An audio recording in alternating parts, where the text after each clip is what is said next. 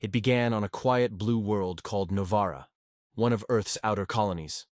The morning had dawned with soft sunlight over the white-capped mountains, children running between hydroponic towers, the scent of algae bread drifting through open airlocks. It was the kind of peace humanity had fought centuries to earn. And then the sky broke. The Kothari came with engines that howled like thunder gods. They didn't speak first. They didn't issue demands. Their orbital ships opened like metal flowers, and from their petals fell fire. Cities vanished. Oceans boiled. Colonists turned to ash before they could scream. The last transmission from Novara Colony was not a plea for help. It was a whisper of disbelief, a trembling voice, barely audible through static. They're laughing. The aliens. They're laughing. The Kothari were not conquerors. They were performers, each massacre a display of dominance, each act of cruelty a demonstration of power. Their fleets recorded every strike, every burning settlement, broadcasting their victory across the galactic net. To them, humanity was an overextended species, too scattered, too sentimental, too fragile to matter. And so, when they vaporized a colony of 60,000 souls, they called it art. They thought Earth would grieve quietly, bound by laws and restraint. They thought we would bend. They thought wrong. The Feast of Arrogance. The Kothari fleet lord, Varan, sat upon his throne of living bone aboard the dreadnought Vorun's Pride. Around him, his generals toasted to the ashes of Novara. The feast hall was lit by drifting globes of plasma, souls, they said, captured from the dead world below. The humans named their worlds after beauty, Varan sneered, tearing into the flesh of a still-living creature from Earth's oceans. Novara, it means new dawn. Yet see how easily it fades. Laughter rippled through the assembled commanders. Their homeworld is the same, one jeered. A single blow to their cradle, and the rest will crumble. Their fleets are scattered, said another. Their diplomacy soft. Their soldiers, sentimental apes with too much heart and too little bite. They raised their cups to toast humanity's extinction before it had even begun. Across the hall, holograms showed intercepted transmissions, Earth in mourning. News feeds filled with black banners and tearful faces, memorials stretching across continents. To the Kothari, it was beautiful, proof that humanity could bleed, could break. They did not see the silence that followed. They did not see the stillness in the faces of admirals and presidents, the quiet that settled across every human station, every listening post, every fleet command. They mistook that silence for surrender.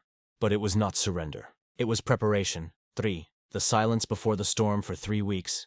The stars were quiet. Kothari ships patrolled human trade lanes, intercepting merchant convoys, mocking Earth's ambassadors, threatening more artistic displays. When humanity finally spoke, it was not through diplomats. It began with the disappearance of the Kothari patrol scron's might. One moment it was orbiting a human mining outpost, mocking its workers. The next, it was gone. No debris, no distress call. Just silence.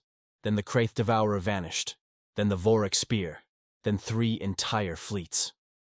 Varan laughed at first, claiming the humans were hiding behind stealth tricks, or perhaps destroying themselves in panic. But on the 7th day, an encoded transmission reached every Kothari command post. A human voice, calm, cold, and unmistakably deliberate. This is Admiral Hale of the Terran Defense Directorate. You have taken our people. You have burned our worlds. Now you will face the consequence. We are coming, the voice paused. We don't shout our fury into the stars. We let it speak for itself. And then the transmission ended.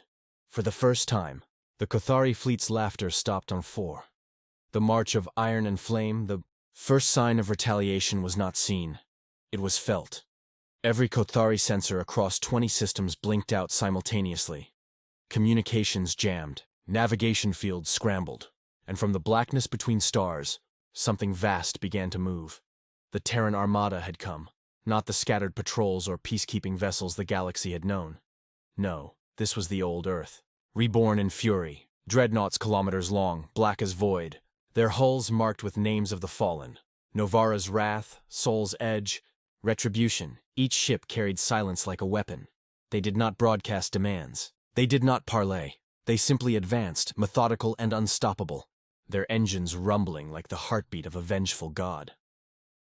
When the first human fleet entered Kothari space, Varan laughed again, but there was strain in his voice. Primitive, loud, predictable. He ordered the counterattack. 3 fleets, 120 warships, with energy cannons capable of rending moons. They fired, and the void lit up. But their beams meant nothing. The human ships shimmered, phased, and reappeared behind them. A single human transmission echoed through every channel. Return to sender.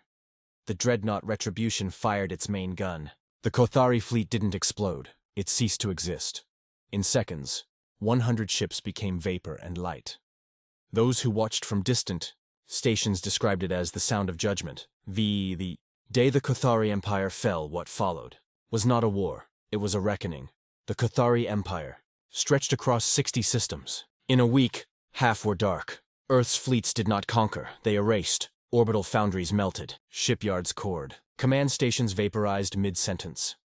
Human ground troops, shock divisions and exo-armor, their banners black and silver, descended on Kothari worlds. Their landers came down like meteors, turning night into fire. The Kothari fought viciously, but every move they made was countered before it began. Human AIs predicted their maneuvers days in advance. Their fleet codes, thought unbreakable, were already in human archives. Their strongest weapons, neutron lances, gravitic imploders, were rendered useless by Terran shield harmonics that did not exist the month before. The galaxy watched in horror and awe. On the 12th day, the Terran flagship Soul's Edge entered the Kothari home system. Its message was brief. You burned our children alive. You made ashes of our dawn. Now witness ours. 3 hours later, the Kothari homeworld cracked, its crust split along tectonic seams, its oceans boiled away, and as the planet died, human ships recorded the event, not for glory, but for memory. Varen's last transmission was a whisper of disbelief. You were supposed to shatter. To which Admiral Hale replied, voice steady as steel, we did, but the pieces cut deeper than you imagined. 6.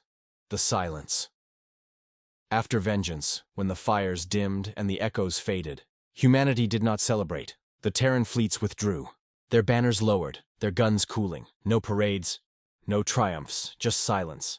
In orbit above the ruins of the Kothari homeworld, the last human ship lingered. A single ensign watched the dead planet through the viewport and spoke softly to no one.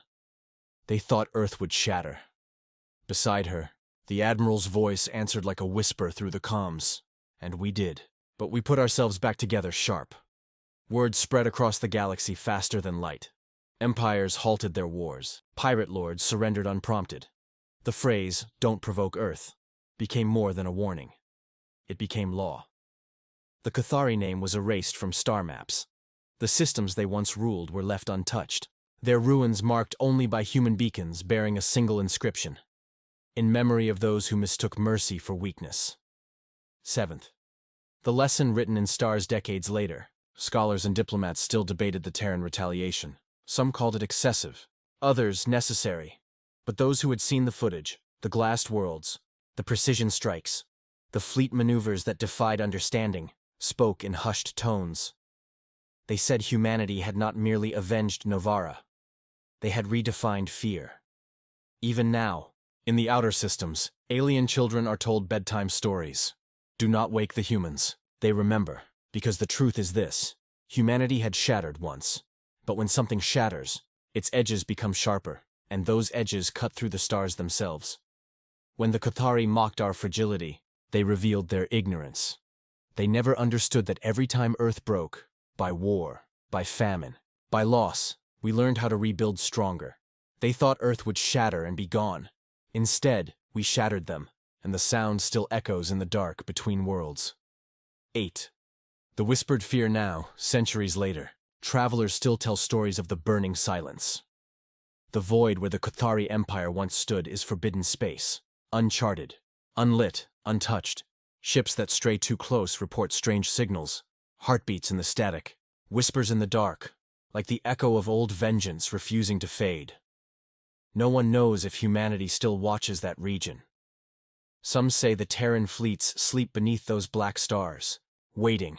Others say they never left, because when the galaxy dreams of war, they remember the sight of human ships blotting out suns, of 1,000 dreadnoughts moving as one, of an empire undone by its own arrogance, and they remember the voice that spoke over every open channel as the last Kothari world burned. This is humanity. We do not start wars, but if you bring one to our door, we will end yours. And the stars remember.